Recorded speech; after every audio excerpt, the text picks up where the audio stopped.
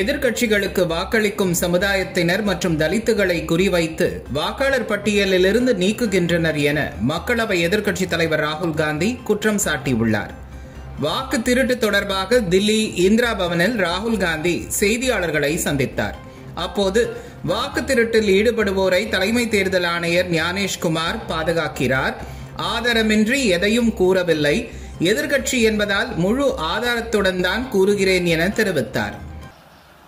This is something I'm saying after solid proof that I'm going to show you, the youth of India, the people of India today. Proof that is black and white, absolutely clear, that the Chief Election Commissioner of India is protecting the people who have destroyed Indian democracy. I'm also going to show you the method by which votes are being added and deleted, and I'm going to show you how they are done, how that is done. தொடர்ந்து பேசிய அவர் 100% ஆதாரங்களுடன் கூடிய குற்றச்சாட்டையே முன்வைக்கிறேன். கர்நாடக மாநிலம் அலந்து சட்டமன்ற தொகுதியில் 6018 வாக்காளர்கள் திட்டமிட்டு நீக்கப்பட்டுள்ளனர் என குற்றம் சாட்டினார். In election after election, someone, some force, some group of people has been systematically targeting millions of voters for deletion across India. This is something that we've heard again and again and again. Different communities, mainly communities that are voting for the opposition, Dalits, Adivasis, minorities, OBCs, are specifically targeted. We had heard this many times, and now we found 100% proof of it. வாக்காளர் பெயர் நீக்கம் குறித்த புகாரை விசாரிக்க விடாமல் தலைமை தேர்தல் ஆணையர் தடுத்ததாக மக்களவை எதிர்க்கட்சித் தலைவர் ராகுல் காந்தி குற்றம் சாட்டியுள்ளார். வாக்காளர் பெயர் நீக்கம் குறித்து மக்களவை எதிர்க்கட்சித் தலைவர் ராகுல் காந்தி ஆதாரங்களுடன் கூறிய குற்றச்சாட்டிற்கு மறுப்பு தெரிவித்து இந்திய தேர்தல் ஆணையம் எக்ஸ் தளத்தில் பதிவிட்டிருந்தது. இதற்கு பதிலளிக்கும் வகையில் ராகுல் காந்தி எக்ஸ் தள பதிவில், எங்கள் ஆனந்த் வேட்பாளர் மோசடியை அம்பலப்படுத்திய பிறகு உள்ளூர் தேர்தல் ஆணைய அதிகாரி FIR பதிவு செய்தார் என்றும், ஆனால் CID விசாரணை தலைமை தேர்தல் ஆணையரால் தடுக்கப்பட்டதாக குறிப்பிட்டுள்ளார். கர்நாடக CID 18 மாதங்களில் அனைத்து குற்றவியல் ஆதாரங்களையும் கோரி 18 கடிதங்களை எழுதியுள்ளதும் தலைமை தேர்தல் ஆணையரால் தடுக்கப்பட்டுள்ளதாக தெரிவித்துள்ளார். மேலும் தலைமை தேர்தல் ஆணையர் ஞானேஷ்குமார் சாக்கு போக்குகளை கூறுவதை நிறுத்திவிட்டு ஆதாரங்களை கர்நாடக CIDக்கு வெளியிட வேண்டும் என குறிப்பிட்டுள்ளார். வயநாட்டில் உள்ள பழங்குடியினரை நேரில் சந்தித்து அவர்களின் பிரச்சனையை பிரியங்கா காந்தி கேட்டறிந்தார். கேரள மாநிலத்தில் கடந்த ஏப்ரல் மாதம் நடந்த மக்களவை தேர்தலில் வயநாடு தொகுதியில் போட்டியிட்டு வெற்றி பெற்ற காங்கிரஸ் கட்சியின் முன்னாள் தலைவரான ராகுல் காந்தி தனது MP பதவியை ராஜினாமா செய்தார். இதனால் வயநாடு தொகுதிக்கு இடைத்தேர்தல் நடத்தப்பட்டது. இதில் காங்கிரஸ் கட்சி சார்பில் ராகுல் காந்தியின் சகோதரி பிரியங்கா காந்தி போட்டியிட்டார். அவர் 6,22,338 வாக்குகள் பெற்று 4 லட்சத்திற்கும் அதிகமான வாக்குகள் வித்தியாசத்தில் அபார வெற்றி பெற்றார். இந்த நிலையில் பிரியங்கா காந்தி வயநாடு மாவட்ட ஆட்சியர், மாவட்ட வன அலுவலர் மற்றும் பொதுப்பணித்துறை நிர்வாக பொறியாளர்களுடன் கொட்டியம் வயலில் முன்மொழியப்பட்ட படிஞ்சரத்தாரா பூழித்தோடு சாலை பகுதியை பார்வையிட்டார். பிறகு நிலம்பூர் வனப்பகுதிகளில் வசிக்கும் பழங்குடியினரை நேரில் சென்று அவர்களின் பிரச்சனையை பிரியங்கா காந்தி கேட்டறிந்தார். தொலைநோக்கு பார்வையாக இல்லாமல், மக்களுக்கான ஆட்சி இல்லாமல் அம்பானி அதானிக்கு பாஜக ஆட்சி நடக்கிறது என தமிழ்நாடு காங்கிரஸ் கமிட்டி தலைவர் செல்வ பெருந்தகை தெரிவித்துள்ளார். தாத்தா இரட்டைமலை ஸ்ரீனிவாசனின் நினைவு நாளை முன்னிட்டு சென்னை கிண்டியில் உள்ள அவரது நினைவு மண்டபத்தில் இருக்கும் சிலைக்கு தமிழ்நாடு காங்கிரஸ் கமிட்டி தலைவர் செல்வ பெருந்தகை மாலை அணிவித்து மரியாதை செலுத்தினார். இந்த நிகழ்ச்சியில் நாடாளுமன்ற உறுப்பினர் ராபர்ட் ப்ரூஸ், மாநில அமைப்பு செயலாளர் ராம்மோகன், மாநில செயலாளர் குமார் உள்ளிட்ட பலர் கலந்து கொண்டனர். அப்போது செய்தியாளர்களுக்கு பேட்டியளித்த செல்வ பெருந்தகை, அம்பேத்கரை தலைவராக ஏற்றுக்கொண்டவர் இரட்டைமலை ஸ்ரீனிவாசன், இது ஒரு அரசியல் எடுத்துக்காட்டாக வரலாற்றில் உள்ளது என்றார். ராவ் பகதூர் இரட்டைமலை சீனிவாசனாருடைய நினைவேந்தல் இன்று காங்கிரஸ் பேரியக்கத்தின் சார்பாக இந்த நினைவேந்தலை அவருக்கு மலர் மாலை அணிவித்து புகழாரம் சூட்டியிருக்கிறோம். ஒரு மாபெரும் தலைவராக பரிணாம வளர்ச்சி பெற்ற தலைவர் தாத்தா சீனிவாசன். புரட்சியாளர் அம்பேத்கருக்கும் அவருக்கும் 32 வயது வித்தியாசம். அம்பேத்கரை விட பெரியவர் தாத்தா இரட்டைமலை சீனிவாசன். ஆனால் புரட்சியாளர் அம்பேத்கருடைய அர்ப்பணிப்பு, அவருடைய தியாகங்கள், அவருடைய தொலைதூர பார்வையை பார்த்து அசந்து அவரை தலைவராக ஏற்றுக்கொண்டார் தாத்தா இரட்டைமலை சீனிவாசன். இந்த பண்பு இன்று இருக்கிறதோ இல்லையோ தெரியாது. ஆனால் 100 ஆண்டுகளுக்கு முன்பு இது மிகப்பெரிய அரசியலில ஒரு எடுத்துக்காட்டாக இன்னும் அந்த வரலாற்றில் திகழ்கிறது. வழிபாட்டு ஸ்தலங்களில் அனைவரும் கடவுளை தரிசிக்கிற உரிமையை உறுதி செய்ய வேண்டும் என தமிழ்நாடு காங்கிரஸ் கமிட்டி தலைவர் செல்வ பெருந்தகை தெரிவித்துள்ளார். இதுகுறித்து அவர் வெளியிட்டுள்ள அறிக்கையில், தமிழ்நாட்டில் கோயில்களில் வழிபாட்டு உரிமையை எந்த நிலையிலும் சமரசம் செய்து கொள்ள முடியாது என உயர்நீதிமன்றத்தின் மதுரை கிளை நீதிபதி புகழேந்தி ஆணை பிறப்பித்துள்ளதை தமிழ்நாடு காங்கிரஸ் சார்பில் வரவேற்பதாக குறிப்பிட்டுள்ளார். பிரிட்டிஷ் ஆட்சியில் தந்தை பெரியார் வைக்கம் சத்தியாகிரக போராட்டத்தை நடத்தி தாழ்த்தப்பட்டவர்கள், ஈழவர்கள் உள்ளிட்டோர் திருவிதாங்கூர் மகாதேவர் கோயிலை சுற்றியுள்ள தெருக்களில் நுழைகிற அனுமதியை பெற்றுத்தந்தார் என குறிப்பிட்டுள்ளார். 1946ஆம் ஆண்டில் காந்தியடிகள் மதுரை வந்தபோது பட்டியலின மக்களை அழைத்துக் கொண்டு மீனாட்சி அம்மன் கோவிலில் தரிசனம் செய்தார் என்பதை சுட்டிக்காட்டியுள்ள அவர், மதுரை ஆலய நுழைவு போராட்டம் நடைபெற்று 86 ஆண்டுகளும் அரசமைப்பு சட்டம் அமலுக்கு வந்து 75 ஆண்டுகள் ஆகியும் தமிழக கோவில்களில் வழிபாட்டு உரிமைகளில் சாதி பாகுபாடு காட்டப்படுவது நியாயமற்றது என்று குறிப்பிட்டுள்ளார். இது சமூக நீதிக்கு எதிரானது எனவும் பதிவிட்டுள்ளார். தமிழ்நாட்டு மக்கள் சாதி வேறுபாடுகளை கடந்து அனைவரையும் சமமாக கருதுகிற வகையில் வழிபாட்டு ஸ்தலங்களில் அனைவரும் கடவுளை தரிசிக்கிற உரிமையை உறுதி செய்ய வேண்டும் என அவர் கேட்டுக் கொண்டுள்ளார். தரம் உயர்த்தப்பட்டதிலிருந்து அரசு மருத்துவமனைகளில் சிகிச்சை பெறும் பயனாளிகளின் எண்ணிக்கை 7 லட்சமாக உயர்ந்துள்ளதாக சுகாதாரத்துறை அமைச்சர் மா சுப்பிரமணியன் தெரிவித்துள்ளார். கரூர் மாவட்டம் குளித்தலையில் 40 கோடி ரூபாய் மதிப்பீட்டில் கட்டப்பட்டுள்ள அரசு மாவட்ட தலைமை மருத்துவமனையின் புதிய கட்டிடத்தை சுகாதாரத்துறை அமைச்சர் மா சுப்பிரமணியன் நேரில் பார்வையிட்டு ஆய்வு செய்தார். பிறகு செய்தியாளர்களிடம் பேசிய அவர், குளித்தலையில் அரசு மருத்துவமனையை மாவட்ட அரசு தலைமை மருத்துவமனையாக தரம் உயர்த்தி கட்டி முடிக்கப்பட்டுள்ளதாகவும், மிக விரைவில் தமிழ்நாடு முதலமைச்சர் பொதுமக்களின் பயன்பாட்டிற்காக திறந்து வைக்க உள்ளதாகவும் கூறினார். கட்டிடத்தை பொறுத்தவரை ஏற்கனவே 30 படுக்கைகளுடன் இந்த மருத்துவமனை தற்போது செயல்பாட்டில் இருக்கிறது. இந்த கட்டிடம் கட்டி முடிக்கப்பட்டதற்கு பிறகு 300 படுக்கைகள் கொண்ட ஒரு மிகப்பெரிய மாவட்ட அரசு தலைமை மருத்துவமனையாக இது மேம்படுத்தப்படவிருக்கிறது. தரைத்தளம் மற்றும் 4 தளங்களுடன் கூடிய இந்த கட்டிடம் மாண்புமிகு தமிழ்நாட்டின் முதலமைச்சர்களால் மிக விரைவில் திறக்கப்படவிருக்கிறது.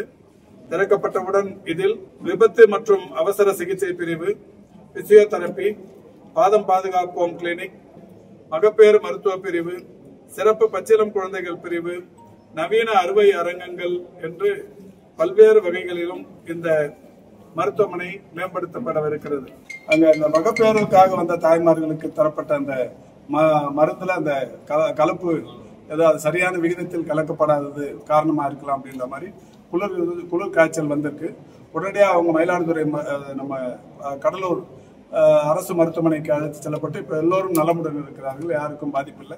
என்றாலும் இந்த பாதிப்பை ஏற்படுத்திய அல்லது இந்த இந்த மருந்து கலக்கும் விஷயத்தில் சரியாக நடந்து கொள்ளாதவர் மீது நடவடிக்கை எடுக்க அறிவுறுத்தி இருக்கிறோம். விசாரணை நடைபெறும். வாக்கு திருட்டு குறித்து ராகுல் காந்தியின் குற்றச்சாட்டு அடிப்படை ஆதாரமற்றது என்றால் ஏன் புகாரை ஏற்றுக்கொண்டார்கள் என மக்கள் நீதி மய்ய தலைவர் கமல்ஹாசன் கேள்வி எழுப்பியுள்ளார். மக்கள் நீதி மய்யம் கட்சி சார்பில் 2026 சட்டமன்ற தேர்தல் தொடர்பான ஆலோசனைக் கூட்டம் கட்சியின் தலைவர் கமல்ஹாசன் தலைமையில் சென்னை ராஜா அண்ணாமலைபுரத்தில் நடைபெற்றது. கூட்டத்திற்கு பின்னர் செய்தியாளர்களை சந்தித்த அவர், வாக்கு திருட்டு குறித்து ராகுல் காந்தியின் குற்றச்சாட்டு அடிப்படையற்றது என்றால் ஏன் புகாரை ஏற்றுக்கொண்டார்கள், அது உண்மையற்றது என்றால் அதை நிரூபிக்கட்டும் என கூறினார். அவர்கள் எந்த அளவுக்கு முன்னேறி இருக்கிறார்கள், பூத் கமிட்டிகள் எத்தனை அமைத்திருக்கிறார்கள் என்பதை பற்றி எல்லாம் பரிசீலனை செய்து இன்னும் நகர வேண்டிய தூரம் எவ்வளவு இருக்கிறது என்பதை எல்லாம் அளந்து அவர்களிடம் இருந்து அவர்களுக்குள்ள குறைகளை, என்னென்ன தடைகள் இருக்கிறது என்பதையும் அறிந்து கொண்டு என்ன செய்ய வேண்டும் என்பதையும் அறிவுறுத்தி நாங்கள் இந்த காலை நிகழ்ச்சியை நிறைவு பெற்றோம். I think that shouldn't be the case, and I think the case is in your court now. So you should make the noise necessary. I will do the necessary democratic noises, but the media should talk about the truths. If it is baseless, why is there a complaint at all? If it is baseless and if it's an untrue thing, prove it, and they are willing to take the consequences. Thank you. Madurai, Dindigul, Sivaganga மாவட்டங்களின் ஒருபோக பாசனத்திற்காக வைகை அணையிலிருந்து தண்ணீர் திறக்கப்பட்டது. தேனி மாவட்டம் ஆண்டிப்பட்டி அருகே உள்ள வைகை அணை முழு கொள்ளளவை கடந்த நிலையில் மதுரை, திண்டுக்கல், சிவகங்கை மாவட்டங்களில் இருக்கும் ஒருபோக பாசன நிலங்களுக்கு தண்ணீர் திறக்க விவசாயிகள் கோரிக்கை விடுத்திருந்தனர். அந்த கோரிக்கையை ஏற்று தமிழக அரசு 120 நாட்களுக்கு வினாடிக்கு 1130 கன அடி வீதம் தண்ணீர் திறக்க உத்தரவிட்டது. இதையடுத்து பத்திரப்பதிவு மற்றும் வணிக வரித்துறை அமைச்சர் மூர்த்தி வைகை அணையிலிருந்து நீரை திறந்து வைத்தார். தற்போது திறக்கப்படும் நீர் பெரியார் மற்றும் திருமங்கலம் பாசன பகுதிகளில் மொத்தம் 1,05,002 ஏக்கர் நிலங்கள் பாசன வசதி பெறும் என பொதுப்பணித்துறை தெரிவித்துள்ளது. இந்த நிகழ்வில் தேனி மாவட்ட ஆட்சியர் ரஞ்சித் சிங், தேனி நாடாளுமன்ற உறுப்பினர் தங்க தமிழ்ச்செல்வன், சட்டமன்ற உறுப்பினர்கள் மகாராஜன், சரவணகுமார் உட்பட பலர் கலந்து கொண்டனர். ஜிஎஸ்டி வரி குறைக்கப்பட்டதற்கு தமிழக அரசு நன்றி தெரிவிக்கவில்லை என பாஜக மூத்த தலைவர் தமிழிசை சவுந்தரராஜன் தெரிவித்தார். கோவை விமான நிலையத்தில் செய்தியாளர்களை சந்தித்த அவர், நிதித்துறை அமைச்சர் நிர்மலா சீதாராமன் பிரதமர் மோடியின் வழிகாட்டுதலின்படி ஜிஎஸ்டி என்ற பொருளாதார புரட்சியை ஏற்படுத்தியுள்ளதாகவும் அதற்கு ஒரே இடத்திலாவது நன்றி கூறினீர்களா எனவும் கேள்வி எழுப்பினார். அதாவது சந்திக்காம இருந்தா கூட்டணி வராம இருந்துட்டா நல்லதுன்னு நினைச்சாங்க, கூட்டணி வந்துருச்சு. சந்திக்காம இருந்தா நல்லதுன்னு நினைச்சாங்க, சந்திச்சுட்டாங்க. பேசாம இருந்தா நல்லதுன்னாங்க, பேசிட்டாங்க. இப்ப என்ன பண்றது? ஆக அவர்களின் கூட்டணியில் அவர்களுக்கு நம்பிக்கை இல்லை. திமுகவிற்கு அவர்களின் கூட்டணியில் நம்பிக்கை இல்லை, எதிர்கூட்டணியின் பிரிவில் தான் அவர்களுக்கு நம்பிக்கை இருக்கிறது. கவர்னர் தொடரட்டும், நாங்க ஜெயிச்சிருவோம். அண்ணாமலை இருக்கட்டும், நாங்க ஜெயிச்சிருவோம். எடப்பாடி அண்ணன் 100 வருஷத்துக்கு வாழட்டும், நாங்க ஜெயிச்சிருவோம். அப்ப நீங்க மத்தவங்களை வச்சுதான் நீங்க ஜெயிப்பீங்களா? நீங்க என்ன பண்ண போறீங்க? அதனால்தான் இப்ப என்ன அந்த பதற்றத்துல இருக்காங்க. இன்னும் 30 விழாவில் முழு பதற்றமும் அண்ணன் எடப்பாடி அவர்களும் அமித்ஷா அவர்களும் சந்தித்து விட்டார்களே அப்படின்ற பதற்றம் தான். திருவள்ளூரில் மத்திய பாஜக அரசின் வாக்கு திருட்டை கண்டித்து திருவள்ளூர் வடக்கு மாவட்ட காங்கிரஸ் கமிட்டி சார்பில் கையெழுத்து இயக்கம் நடைபெற்றது. முன்னாள் மாவட்ட தலைவர் ஏஜி சிதம்பரம் மற்றும் மாநில துணைத் தலைவர் ஏகாட்டூர் ஆனந்தன் ஆகியோர் முன்னிலையில் பொன்னேரி சட்டமன்ற உறுப்பினரும் திருவள்ளூர் வடக்கு மாவட்ட காங்கிரஸ் கமிட்டி தலைவருமான துரை சந்திரசேகர் கையெழுத்து இயக்கத்தை துவக்கி வைத்தார். பிறகு செய்தியாளர்களிடம் பேசிய அவர், தமிழ்நாட்டில் மட்டும் 1 கோடி மக்களிடம் 1 மாதத்திற்குள்ளாக கையெழுத்து பெற்று குடியரசுத் தலைவரிடம் ஒப்படைக்க வேண்டும் என்ற நோக்கத்துடன் இந்த கையெழுத்து இயக்கம் நடைபெற்றதாக கூறினார். இதில் திருவள்ளூர் நகர தலைவர் ஸ்டாலின், திருத்தணி நகர தலைவர் ராமகிருஷ்ணன், திருவள்ளூர் வடக்கு மாவட்ட மகளிர் காங்கிரஸ் தலைவர் ஜோதி சுதாகர் ஆகியோர் கலந்து கொண்டனர். மத்தியிலே ஆளுகின்ற பாசிச பிஜேபி அரசு எவ்வாறு வாக்குகளை திருடி இத்தனை ஆண்டு காலம் பொய்யான ஒரு ஆட்சி நடத்தி கொடுக்கிறார் என்பதை நாட்டு மக்களுக்கு மிக தெளிவாக எடுத்துரைத்திருக்கிறார். வாக்குகள் திருடப்படுவது கண்டுபிடிக்கப்பட்டு அதனை தடுக்கும் விதமாக மேலும் இது போன்ற தவறுகளை செய்யக்கூடாது என்பதற்காக இந்தியா முழுமைக்கும் பல கோடி மக்களுடைய கையெழுத்துக்களை பெற வேண்டி தலைவர் ராகுல் காந்தி அவர்கள் வலியுறுத்துகிறார்கள். அந்த வகையிலே தமிழ்நாட்டில் மட்டும் சுமார் 1 கோடி பேர் மக்களுடைய கையெழுத்துக்களை பெற்று ஜனாதிபதியில் ஒப்படைக்க வேண்டும் என்று எங்களுடைய தலைவர் திரு செல்வப்பிரந்தை அவர்களும் எங்கள் நாடாளுமன்ற உறுப்பினர் மரியாதைக்குரிய திரு சசிகாந்த் செந்தில் அவர்களும் வலியுறுத்தியிருக்கிறார்கள். அந்த வகையிலே மிக விரைவில் 1 மாத காலத்திற்குள் சுமார் 1 கோடி கையெழுத்துக்களை பெற்று ஜனாதிபதியில் ஒப்படைப்போம். தமிழ்நாட்டில் வாக்கு திருட்டு என்பது நடக்கக்கூடாது என்பதுதான் எங்களுடைய இலக்காக இருக்கும். இனி இது போன்ற வாக்குகளில் ஈடுபடும் பிஜேபி அரசை கண்டித்து நாடு முழுவதும் மக்கள் எழுச்சியோடு இருக்கிறார்கள்.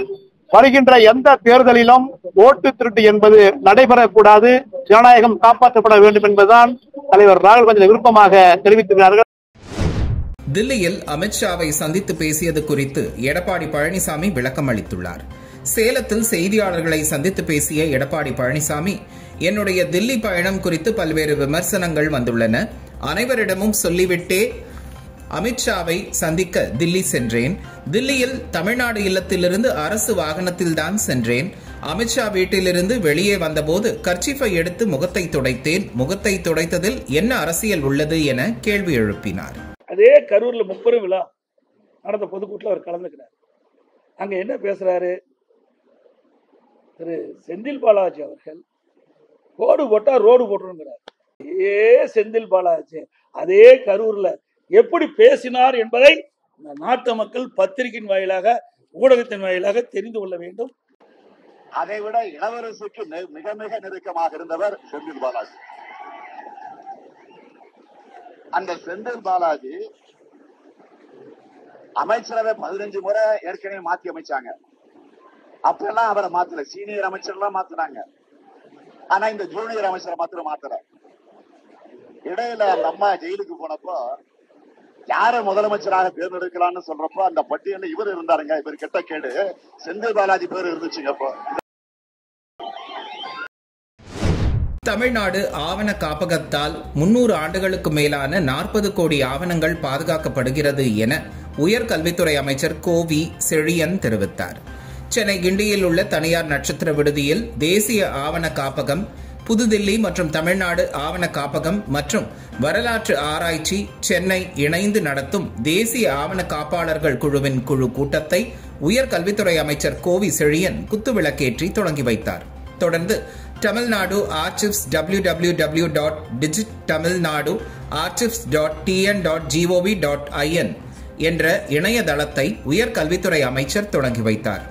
Revolts against British rule in Tamil Nadu and supreme sacrifices prior to 1857 AD மற்றும் The Four Mysore Wars and the Conquest of Tamil Nadu ஆகிய புத்தகங்களையும் அவர் வெளியிட்டார். நிகழ்ச்சியில் தேசிய ஆவண காப்பக தலைமை இயக்குநர் சஞ்சய் ரஸ்தோகி, தமிழ்நாடு உயர்கல்வித்துறை செயலர் போ சங்கர், தமிழ்நாடு ஆவண காப்பக முதன்மை செயலர் ஹர் சஹாய் மீனா உள்ளிட்டோர் பங்கேற்றனர். மேலும் இந்த கூட்டத்தில் 15 மாநில ஆவண காப்பக அலுவலர்கள், 5 யூனியன் பிரதேச ஆவண காப்பக அலுவலர்கள், வரலாற்று வல்லுநர்கள் மற்றும் வரலாற்று ஆராய்ச்சி மாணவர்களும் கலந்து கொண்டனர். நிகழ்ச்சியில் பேசிய உயர்கல்வித்துறை அமைச்சர் கோவி செழியன், வரலாற்றை நினைத்து எந்த நாடு பணியாற்றுகிறதோ அந்த நாடுதான் உலகத்தில் உயர்ந்த நிலையை அடைய முடியும் என்று தெரிவித்த அவர், எத்தனை துறைகள் இருந்தாலும் அத்தனை துறைகளின் கோப்புகளை பாதுகாத்து அடுத்த தலைமுறைக்கு எடுத்துச் செல்வது ஆவண காப்பக துறை என்று பெருமிதத்துடன் கூறினார். 50வது ஆண்டு பொன்விழா ஆவண காப்பகத்தினுடைய தேசிய அளவிலான விழா தலைநகர் சென்னையிலே மகிழ்வோடு தொடங்கி இருக்கிறது. இந்தியாவில் தமிழ்நாடு இந்நிலையிலும் தனித்து நின்ற மாநிலம் என்பதை ஆவண காப்பகத்தின் விழாவும் நிரூபித்து காட்டியிருப்பது வருகை தந்திருக்கிற உங்களுக்கு தமிழக அரசின் சார்பில் என்னுடைய நன்றியையும் வரவேற்பையும் மகிழ்ச்சியையும் முதலில் நான் அன்போடு பதிவு செய்ய, பொதுவாக வரலாற்றை எண்ணி எந்த மாநிலம் அல்லது எந்த நாடு நினைத்து பணியாற்றுகிறதோ அந்த நாடுதான் உலக நாடுகளில் உயர்ந்த நிலை அடைய முடியும். காசா மீது தரைவழி தாக்குதலையும் இஸ்ரேல் தீவிரப்படுத்தியுள்ளதால் அங்கு பதற்றம் நீடித்து வருகிறது. காசா முனையை நிர்வகித்து வரும் ஹமாஸ் ஆயுத குழுவினர் கடந்த 2023ஆம் ஆண்டு அக்டோபர் 7ஆம் தேதி இஸ்ரேலுக்குள் புகுந்து பயங்கரவாத தாக்குதல் நடத்தினர். இந்த தாக்குதலில் 1139 இஸ்ரேலியர்கள் கொல்லப்பட்டனர். மேலும் இஸ்ரேலிலிருந்து 251 பேரை பணைய கைதிகளாக காசா முனைக்கு ஹமாஸ் கடத்திச் சென்றுள்ளது. இதையடுத்து ஹமாஸ் ஆயுத குழு மீது போர் அறிவித்த இஸ்ரேல் காசா முனையில் அதிரடி தாக்குதல் நடத்தி வருகிறது.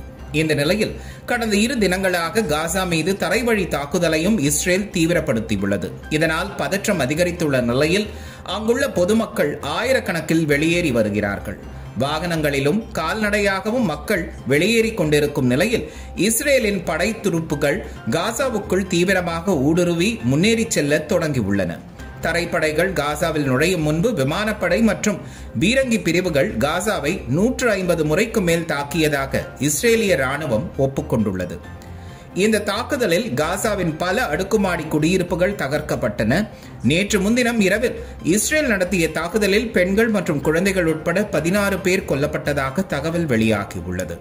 2023ஆம் ஆண்டு அக்டோபர் 7ஆம் தேதி முதல் நடந்து வரும் போரில் காசாவில் பலியானவர்கள் எண்ணிக்கை 65,000ஐ தாண்டியுள்ளது.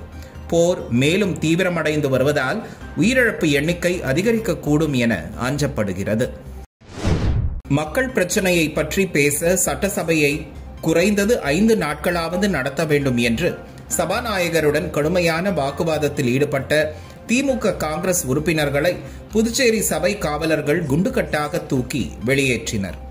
புதுச்சேரி 15வது சட்டப்பேரவையின் 6வது பட்ஜெட் கூட்டத்தொடர் மார்ச் 10ஆம் தேதி துவங்கி மார்ச் 27ஆம் தேதி முடிவடைந்தது. 6 மாதங்களுக்கு ஒருமுறை சட்டப்பேரவை கூட்ட வேண்டும் என்ற விதியின் கீழ் பேரவை கூடியது. சபாநாயகர் செல்வம் திருக்குறள் வாசித்து சபையை தொடங்கினார். தொடர்ந்து இறந்த தலைவர்களுக்கு இரங்கல் தீர்மானமும் இந்திய துணை குடியரசுத் தலைவராக பதவியேற்ற CP ராதாகிருஷ்ணனுக்கு வாழ்த்து தெரிவித்தும் தீர்மானங்களை சபாநாயகர் வாசித்துக் கொண்டிருந்தார். அப்போது எழுந்த எதிர்க்கட்சித் தலைவர் சிவா, புதுச்சேரி மக்களுக்கு அறிவிக்கப்பட்ட இன்சூரன்ஸ் திட்டம் செயல்படுத்தப்படவில்லை, 3 மாதங்களாக ரேஷன் அரிசி வழங்கப்படவில்லை, சட்டசபையில் அறிவிக்கப்பட்ட திட்டங்கள் செயல்படுத்தப்படவில்லை, குடிநீரால் 10க்கும் மேற்பட்டோர் உயிரிழந்திருக்கிறார்கள், இதனை பற்றி பேசுவதற்கு சட்டசபையை குறைந்தது 5 நாட்களாவது நடத்த வேண்டும் என்று கோரிக்கை விடுத்தார். இதனை சபாநாயகர் செல்வம் ஏற்க மறுத்தபோது சபாநாயகருடன் திமுக காங்கிரஸ் உறுப்பினர்கள் கடுமையான வாக்குவாதத்தில் ஈடுபட்டதால் சட்டப்பேரவையில் கடுமையான அமளி நிலவியது. இதையடுத்து எதிர்க்கட்சி உறுப்பினர்களை குண்டுகட்டாக தூக்கி வெளியேற்றுங்கள் என்று சபாநாயகர் செல்வம் உத்தரவிட சபை காவலர்கள் எதிர்க்கட்சித் தலைவர் சிவா உள்ளிட்ட அனைத்து உறுப்பினர்களையும் குண்டுகட்டாக தூக்கி வெளியேற்றினர். தொடர்ந்து சட்டசபை மைய மண்டபம் அருகே அமர்ந்த திமுக சட்டமன்ற உறுப்பினர்கள் புதுச்சேரி அரசை கண்டித்தும் முதலமைச்சரை கண்டித்தும் கண்டன கோஷங்களை எழுப்பினர். புதுச்சேரியில இப்ப 10 பேர் மேல செத்து இருக்காங்க. இந்த வாரத்துல மிகப்பெரிய மக்கள் பீதி அடைஞ்சிருக்கிறாங்க. இதை பத்தி விவாதிக்கலாம். இந்த அரசாங்கம் என்ன செஞ்சிருக்குன்னு சொல்லணும். ஏற்கனவே சட்டமன்றத்தில் அறிவிச்ச பல திட்டங்கள், குறிப்பா கடல் நீரை குடிநீர் ஆக்குறது, கிருஷ்ணகிரி குடிநீரை கொண்டு வர்றது, சங்கராபரணி ஆற்றுப்படுகையில இருந்து தண்ணி எட்டுன்னு வர்றது, பாலாற்றுல இருந்து தண்ணி எட்டுன்னு வர்றது, பிரெஞ்சு அரசாங்கத்தோட போட திட்டமான AFT நிறைவேற்றணும்னு சொல்லிட்டு இது எல்லாமே போன சட்டமன்றத்துல அறிவிச்சாங்க.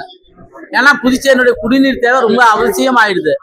RT கொடுத்துட்டு அவன் தண்ணி பூரா உறிஞ்சி எடுத்துட்டு புதுச்சேரி மக்களுக்கு குடிக்கிற தண்ணி இல்லை. இப்படிப்பட்ட மோசமான சூழ்நிலை புதுச்சேரி போடப்பட்ட பாதாள சாக்கடை திட்டம் எல்லாம் ஃபெயிலியர் ஆகி அது எல்லாமே 50 ஆண்டுகளுக்கு முன்பு போடப்பட்டது. நாம அந்த கடமையில இருக்கிறோம். அதை கேட்க வரும்போது எங்களுக்கு தூக்கி ஜனநாயக விரோதமா தூக்கி போட்டிருக்காங்க. இதை கண்டிச்சு நாங்க இன்னைக்கு போராட்டம் பண்ணிருக்கோம். தங்கத்தின் விலை கிராமுக்கு 50 ரூபாய் குறைந்து 1 கிராம் தங்கத்தின் விலை 10,220 ரூபாய்க்கு விற்பனை செய்யப்படுகிறது. தமிழ்நாட்டில் சென்னை போன்ற முக்கிய நகரங்களில் தங்கத்தின் வர்த்தகம் மிகவும் அதிகமாக உள்ளது. சர்வதேச பொருளாதார நிலவரத்திற்கு ஏற்ப இந்தியாவில் தங்கத்தின் விலை அவ்வப்போது உயர்ந்தும் குறைந்தும் வருகிறது. இதையடுத்து தங்கத்தின் விலை செப்டம்பர் 16ஆம் தேதி சவரனுக்கு 580 ரூபாய் உயர்ந்து ஒரு சவரன் 82,240க்கு விற்பனையானது. இந்த நிலையில் தங்கத்தின் விலை குறைந்துள்ளது. அதன்படி சென்னையில் ஆபரண தங்கத்தின் விலை கிராமுக்கு 50 ரூபாய் குறைந்து 1 கிராம் தங்கம் 10,220 ரூபாய்க்கும், சவரனுக்கு 400 ரூபாய் குறைந்து ஒரு சவரன் 81,760க்கும் விற்பனை செய்யப்படுகிறது. தங்கத்தை போலவே வெள்ளி விலையும் குறைந்துள்ளது.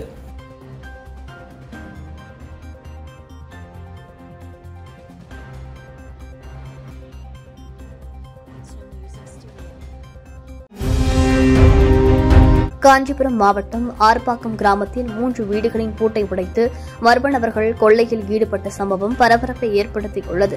ஆர்ப்பாக்கம் நடுத்தெருவில் வசிக்கும் செங்குட்டுவன் என்பவரது தனது வீட்டின் எதிரில் உள்ள மகனின் வீடு திறந்து இருப்பதை பார்த்து உள்ளே சென்று பார்த்தார். அப்போது பீரோ திறக்கப்பட்டு அதில் இருந்த வெள்ளிப் பொருட்கள் கொள்ளையடிக்கப்பட்டிருந்தது தெரியவந்தது. அதே தெருவில் வசித்து வரும் பாலாஜி என்பவரது வீடு மற்றும் ராஜாராம் என்பவரது வீட்டின் பூட்டையும் உடைத்து கொள்ளையடிக்க முயற்சி செய்துள்ளனர். அங்கு எதுவும் கிடைக்காததால் திரும்பி சென்றுள்ளனர். இதுகுறித்து அளிக்கப்பட்ட புகாரை அடுத்து மகாரல் காவல்துறையினர் வழக்கு பதிவு செய்து விசாரணை மேற்கொண்டு வருகின்றனர். திருச்சி மாவட்டம் மணப்பாறை சிப்காட் வளாகத்தில் வருகிற சனிக்கிழமை நில கையகப்படுத்த வழக்கு தொடர்பாக நில உரிமையாளர்களுக்கான சமரச தீர்வு மையம் நடைபெற உள்ளது. திருச்சியில் செய்தியாளர்களிடம் பேசிய மாவட்ட சமரச மையத்தின் சார்பு நீதிபதி பிரபு இதனை தெரிவித்தார். திருச்சிராப்பள்ளி மாவட்டம் மணப்பாறையில் சிப்காட் தொழிற்பேட்டை அமைப்பதற்காக கே பெரியப்பட்டி என் கண்ணுடையான்பட்டி மற்றும் சத்திரப்பட்டி ஆகிய கிராமத்தில் உள்ள நிலங்கள் அரசால் 2013ஆம் ஆண்டு கையகப்படுத்தப்பட்டு இழப்பீடு வழங்கப்பட்டுள்ளது. நில உடைமையாளர்கள் யார் என்பது தொடர்பாகவும் மற்றும் இழப்பீடு போதாது என்பன உள்ளிட்ட வழக்குகள் திருச்சி முதன்மை மாவட்ட அமர்வு நீதிமன்றத்தில் தற்போது நிலுவையில் உள்ளது. இழப்பீடு பெற தகுதியானவர்கள் என தெரிவிக்கப்பட்ட பல நபர்களுக்கு உரிய முகவரி இல்லாததாலும் தற்போது சிலர் அந்த முகவரியில் வசிக்கவில்லை என்பதாலும் அவர்களுக்கு நீதிமன்ற நடவடிக்கை குறித்த அறிவிப்பு சார்பு செய்ய இயலவில்லை. இதனால் வழக்கை மேல் நடவடிக்கை எடுக்க முடியாமல் இழப்பீட்டுத் தொகைகள் நீதிமன்ற வைப்பீட்டில் தற்போது உள்ளது. எனவே இந்த வழக்குகளில் சமரச தீர்வு காணும் வகையில் மணப்பாறை சிப்காட் வளாகத்தில் உள்ள அலுவலகத்தில் வரும் சனிக்கிழமை செப்டம்பர் 20ஆம் தேதி நண்பகல் 12 மணி அளவில் சிறப்பு மக்கள் நீதிமன்றத்தை மாவட்ட சட்டப்பணிகள் ஆணைக்குழு முடிவு செய்துள்ளது. ஈரோடு கொடுமுடி அரசு மருத்துவமனையில் சுகாதாரத்துறை அமைச்சர் மா சுப்பிரமணியன் திடீர் ஆய்வு மேற்கொண்டார். கரூரில் நடைபெற்ற திமுக முப்பெரும் விழாவில் பங்கேற்ற அமைச்சர் புகலூரில் தங்கியதை அடுத்து காலை நொய்யல் வழியாக நடைபயணம் மேற்கொண்டு கொடுமுடி அரசு மருத்துவமனைக்கு சென்றார். அங்கு சிகிச்சை பெற்று வரும் நோயாளிகளிடம் உரையாடிய அவர் சிகிச்சையின் தரம், மருந்துகள் வழங்குதல், மருத்துவ பணிகள் குறித்து கேட்டறிந்தார். பின்னர் மருத்துவர்கள், செவிலியர்கள் மற்றும் பணியாளர்களிடம் மருத்துவமனையின் வசதிகள் மற்றும் தேவைகள் குறித்து கலந்துரையாடினார். முன் அறிவிப்பு இன்றி திடீரென நடைபெற்ற இந்த ஆய்வால் மருத்துவமனை வளாகத்தில் சில நேரம் பரபரப்பான சூழ்நிலை ஏற்பட்டது. திருப்பூர் மாவட்ட ஆட்சியர் அலுவலகத்தில் நாட்டுப்புற கலைஞர்கள் தங்கள் கோரிக்கையை நிறைவேற்றி தருமாறு தவில் மற்றும் நாதஸ்வரம் இசைத்தபடி வந்து மனு அளித்தனர். தவில், நாதஸ்வர கலைஞர்கள் மற்றும் நாட்டுப்புற கலைஞர்கள் சங்கத்தின் சார்பில் அளிக்கப்பட்ட இந்த மனுவில் திருப்பூர், கோவை, ஈரோடு மற்றும் நீலகிரி ஆகிய மாவட்டங்களில் நாட்டுப்புற கலைஞர்கள் நலிவடைந்து உள்ளதாகவும், எனவே தங்களுக்கு கலைஞர் கனவு இல்ல திட்டத்தின் கீழ் வீடுகள் கட்டித்தர வேண்டும் என்றும் மானிய விலையில் இசைக்கருவிகளை வழங்க வேண்டும் எனவும் கோரிக்கை விடுத்துள்ளனர்.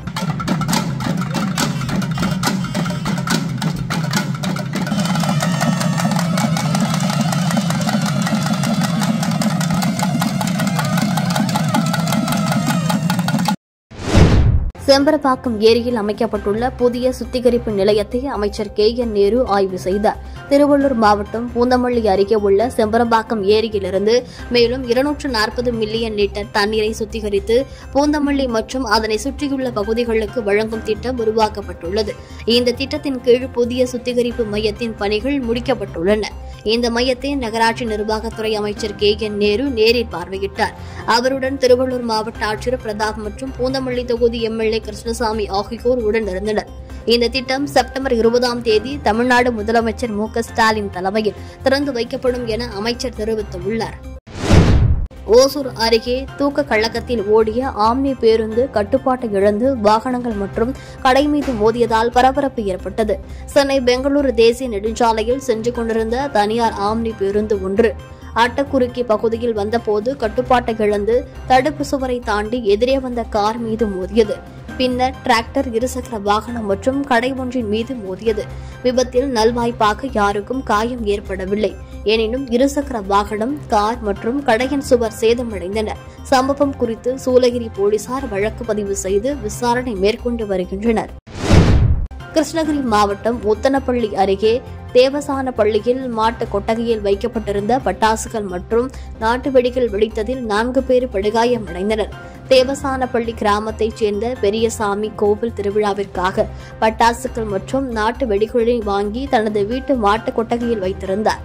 இந்நிலையில் அவரது அண்ணன் மகன் சரட் என்பவர் இறைச்சியை தீயில் சுட்டுக் கொண்டிருந்த போது நெருப்பு பட்டு இந்த பட்டாசுகள் வெடித்தன. இந்த விபத்தில் பெரியசாமி, அவரது மனைவி புஷ்பா, சிறுவன் சரண் மற்றும் உறவினர் ஆரிஷ் உள்ளிட்ட 4 பேர் படுகாயமடைந்து ஓசூர் தனியார் மருத்துவமனையில் சிகிச்சை பெற்று வருகின்றனர். விபத்து தொடர்பாக உத்தனப்பள்ளி போலீசார் விசாரணை நடத்தி வருகின்றனர்.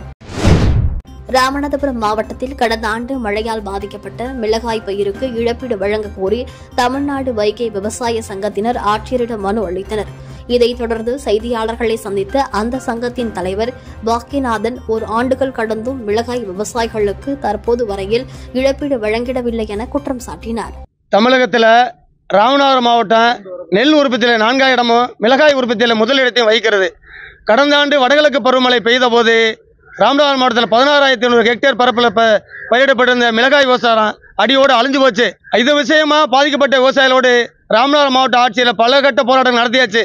ஆனால் ராமநாதபுரம் மாவட்ட நிர்வாகமும் தமிழக அரசாங்கமும் மத்திய அரசாங்கமும் மிளகாய் மண்டலமும் இன்சூரன்ஸ் கம்பெனியும் மிளகாய்களுக்கு பாதிக்கப்பட்ட விவசாயிகளுக்கு நிவாரணமும் தரல, அதே போல இன்சூரன்ஸ் கம்பெனி இன்சூரன்ஸும் தரல. இதனால இப்போதைக்கு 144 இருக்கிறது, ஊரடங்கு உத்தரவு இருக்கிறதுனால எதிர்வருகின்ற 30ஆம் தேதி மாண்புமிகு முதல்வர்களை சந்தித்து மனு கொடுக்க இருக்கிறோம். அப்படி ஒருவேளை தவறும் பட்சத்தில் ராமநாதபுரம் மாவட்டத்தில் இருக்கின்ற பாதிக்கப்பட்ட அனைத்து விவசாய சங்க குடும்பங்களையும் ஜனநாயக சக்தியிலும் திரட்டி ராமநாதபுரம் மாவட்டத்தில் இருக்கின்ற தேசிய நெடுஞ்சாலைகளை கூடிய விரைவில் முடக்க வேண்டிய சூழல் வரும்.